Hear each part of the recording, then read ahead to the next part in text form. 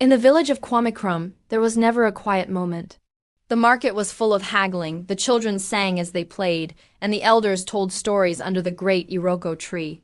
But one morning, something terrible happened. The people woke up, and they could not speak, not a word, not a whisper, not even a hum. Mothers tried to call their children. Traders tried to sell their goods, but all that came out was silence. Panic spread like wildfire. The chief banged his drum, but even the drum made no sound. It was as if the entire village had been swallowed by an invisible fog. Only one creature in the village could still speak: Kweku Anansi the spider. Kweku Anansi crawled down from his web in the corner of the chief's hut. He was small, with 8 long legs and eyes that sparkled with mischief. "Good morning, everyone," Kweku Anansi said cheerfully. The villagers stared at him in shock. How could he still speak? Kweku Anansi scratched one of his legs nervously. "Well, you see, I may have borrowed all your voices last night." The villagers' eyes went wide with fury. Kweku Anansi quickly added, "But I had a good reason. I wanted to win the great storytelling contest in the Sky Kingdom. The prize is a golden drum that grants one wish. I thought if I had all your voices, I could tell the best story ever." The chief pointed at Kweku Anansi and stomped his foot. Kweku Anansi sighed. All right. I'll go get your voices back. But I'll need help."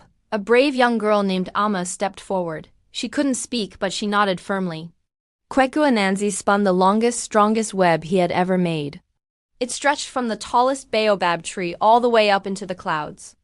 Amma tied the web around her waist, and together they began to climb. The higher they went, the stranger things became. They passed birds that sang backwards. They saw clouds shaped like giant faces. And finally they reached the Sky Kingdom, a place made entirely of shimmering light and floating islands. At the center of the kingdom sat the Sky King, a towering figure made of thunder and starlight. In his hand he held a glowing jar filled with thousands of tiny glowing fireflies. Each firefly was a stolen voice. "Kweku Anansi," the African Sky King boomed. "You brought voices that were not yours to give. Why should I return them?" Kweku Anansi opened his mouth to speak, but Amma stepped in front of him. She couldn't talk, but she could show. Amma began to dance. She moved her hands like a mother rocking a baby. She stomped her feet like a farmer planting seeds. She spun in circles like children playing in the rain. She pointed to her heart, then to the jar, then back to the earth below. The Sky King watched in silence. Then slowly he smiled. "This girl has told me a story without words. She has shown me that voices are not just sounds, they are the heartbeat of a people." He opened the jar. The fireflies, the voices flew down like a river of light, returning to the village below. When Amma and Kweku Anansi returned, the village erupted in cheers. Mothers called their children. Traders shouted their prices. The elders laughed so hard they cried.